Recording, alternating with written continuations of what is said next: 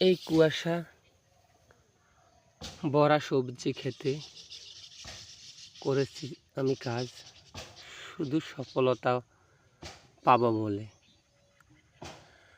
আল্লাহ পাক ভালোই জানে কখন সফলতা তার প্রান্তে আমি বুঝতে পারবো যে এক পাশে লাউ ক্ষেত আর এক পাশে শসা, মাঝখানে আমি দিতেছি যে শসা গাছে কাটি।